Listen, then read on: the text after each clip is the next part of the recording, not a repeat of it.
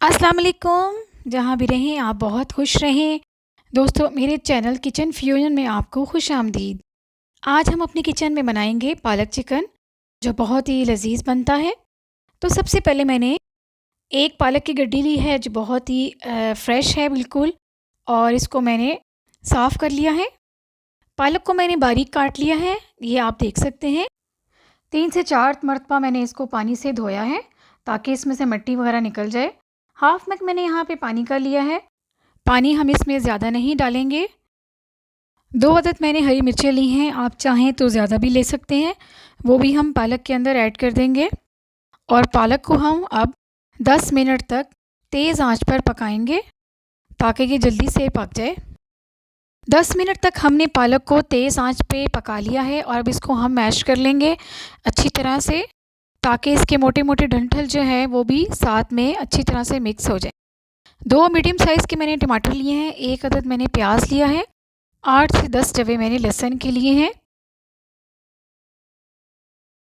300 ग्राम हमने यहाँ चिकन लिया है। चूँकि पालक एक गड्डी है हमारे पास, इसलिए हमने चिकन भी उसी हिसाब से लिया है।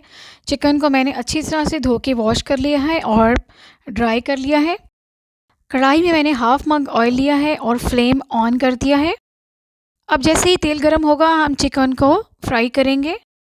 5 से 7 मिनट हम चिकन को तेल में फ्राई करेंगे।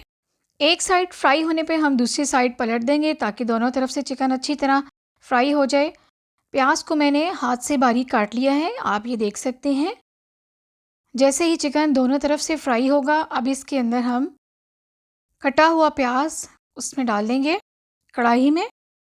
प्याज डालने के बाद अब बारी है टमाटरों की, जिनको मैंने बारीक काट लिया है, वो भी मैंने हाथ से काटे हैं। ये भी हम चिकन में प्याज़ों के साथ ऐड कर देंगे।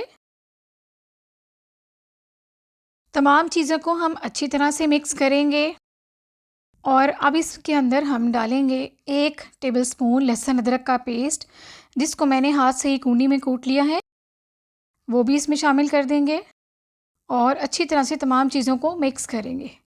1 टेबलस्पून हम धनिया पाउडर डालेंगे, 1 टीस्पून हम हल्दी पाउडर डालेंगे, पिसी हुई लाल मिर्च हाफ़ टेबल स्पून। दोस्तों यहाँ पे मैं धनिया पाउडर की वीडियो कैप्चर ना कर सकी। नमक आप हस्बे ज़ायक़ा डालें और तमाम चीज़ों को हम अच्छी तरह से मिक्स कर लेंगे। 4 से 5 मिनट तक अच्छी तरह से हम मसाले को भूनेंगे। हाफ़ मग यहाँ पे या हाफ़ ग्लास हम यहाँ पे पानी लेंगे, जो हम चिकन में ऐड करेंगे ताकि चिकन हमारा अच्छी तरह से गल सके। 15 मिनट के लिए ढक्कन लगा देंगे ताकि चिकन बिल्कुल अच्छी तरह से गल जाए। 15 मिनट हो चुके हैं, ये देखिए मसाला और चिकन हमारा बहुत अच्छी तरह से पक चुका है। आप इसको हाथ से भी चेक कर सकती हैं कि गोश्त चिकन का गला है कि नहीं, लेकिन ये तकरीबन गल चुका है क्योंकि ऑलरेडी हमने इसको फ्राई भी किया है, तो इसलिए ये बहुत ज़्यादा इसको हम नहीं पकाएंगे। चिकन को भूनने के बाद बॉयल किया हुआ पालक हम इसके अंदर डालेंगे।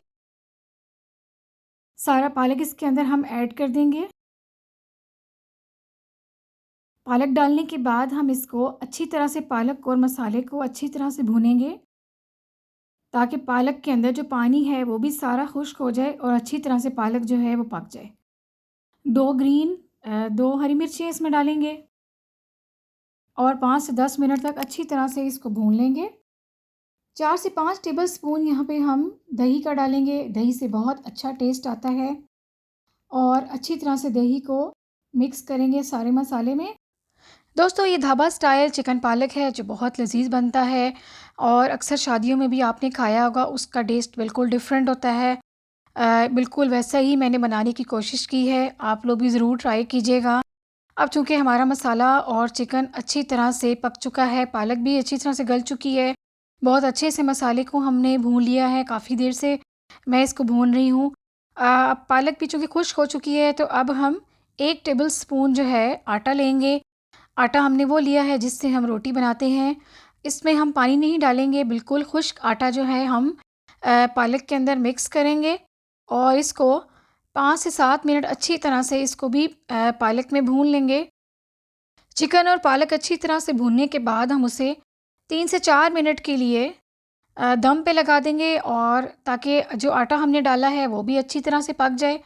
3 से 4 मिनट हो चुके हैं। बिल्कुल ऑयल देखिए ऊपर आ चुका है और पालक बिल्कुल तैयार हो चुका है, पक चुका है। तो दोस्तों चिकन पालक हमारा बिल्कुल पक के तैयार हो चुका है।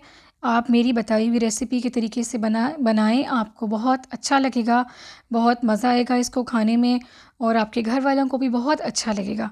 और अगर आपको मेरी रेसिपी, मेरी वीडियो पसंद आए तो प्लीज़ मेरे चैनल को लाइक कीजिएगा, शेयर कीजिएगा और दुआओं में याद रखिएगा और बेल आइकॉन को ज़रूर दबाइएगा ताकि मेरी आने वाली हर वीडियो आपको सबसे पहले मिल सके।